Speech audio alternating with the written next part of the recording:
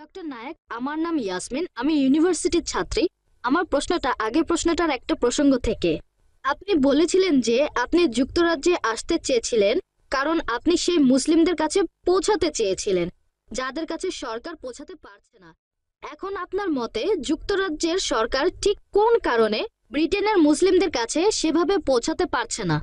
ধন্যবাদ।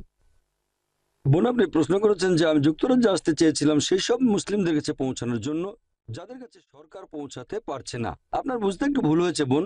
আমি বলেছিলাম Charles Farr, office for security and counter টেরোরিজমের ডিরেক্টর জেনারেল মনে করেন যে আমি সেই সব মুসলিমদের কাছে পৌঁছাতে পারি যাদের কাছে সরকার পৌঁছাতে পারছে না। তিনি মনে করেন, আমি না।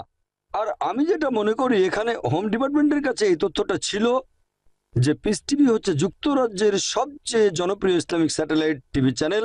মুসলিমরা দেখেন, পাশাপাশি অমুসলিমরা দেখেন। আর সবচেয়ে জনপ্রিয় বক্তা হোম ডিপার্টমেন্টের কথা অনুযায়ী, আমার না, হোম ডিপার্টমেন্টের কথা অনুযায়ী ডক্টর জাকির নায়েক। তিনি মনে করেছিলেন আমি তাদের কাছে পৌঁছাতে পারবো, আর তিনি হয়তো ভেবেছিলেন আমার কথাগুলো প্রভাব ফেলবে, আর তিনি হয়তো আমার কথাগুলো প্রসঙ্গ সহ পড়েছেন। সেই কারণেই তিনি হোম সেক্রেটারি টেরেসা মের পাশ করা সেই এক্সক্লুশন অর্ডারের বিরুদ্ধে ছিলেন। আশা করি উত্তরটা পেয়েছেন। আপনার মতে তার যুক্তিটা কি ছিল? কারণটা কি হতে পারে যে জন্য সরকার মুসলিমদের কাছে পৌঁছাতে পারছে না? হ্যাঁ, যদি আমার মতামত জানতে চান যে আমি চার্লস ফারের দৃষ্টিভঙ্গিটার সাথে একমত কিনা যে সরকার পৌঁছাতে পারছে না, হ্যাঁ আমি একমত। আমি তার সাথে একমত, কারণ আগের প্রশ্নের উত্তরে আমি বলেছিলাম সরকারের এভাবে ভাবা উচিত নয় যে মুসলিমরা সমস্যার একটা অংশ। সরকারের ভাবা উচিত যে মুসলিমরা সমাধানের একটা অংশ।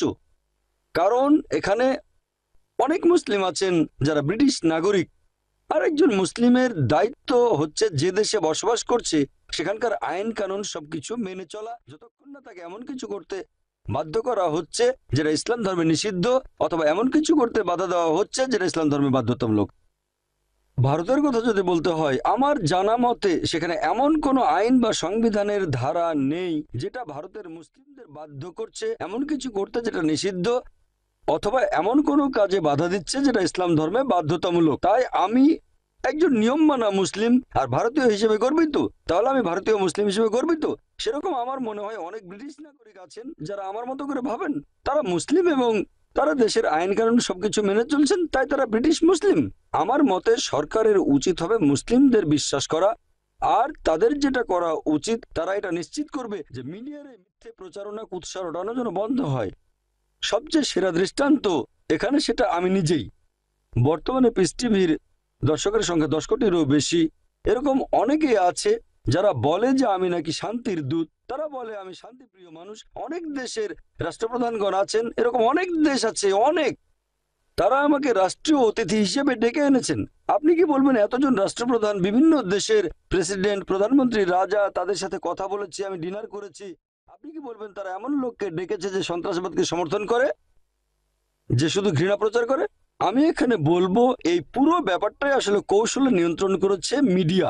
মিডিয়া দ্বারা প্রভাবিত হওয়া সরকারের উচিত হবে না, বা প্রভাবিত হয়ে সিদ্ধান্ত নেওয়াটা উচিত হবে না। তাদের কি করা উচিত? তাদের উচিত হবে সেই লোককে ব্যাখ্যা করার সুযোগ দেয়া। তাহলে আমার মতে তাদের ভেতরের ভুল ধারণাগুলো দূর হবে। আর আমি নিশ্চিত যে যুক্তরাজ্য বসবাসের জন্য একটা শান্তিপূর্ণ জায়গা হবে। আশা করি উত্তরটা পেয়েছেন।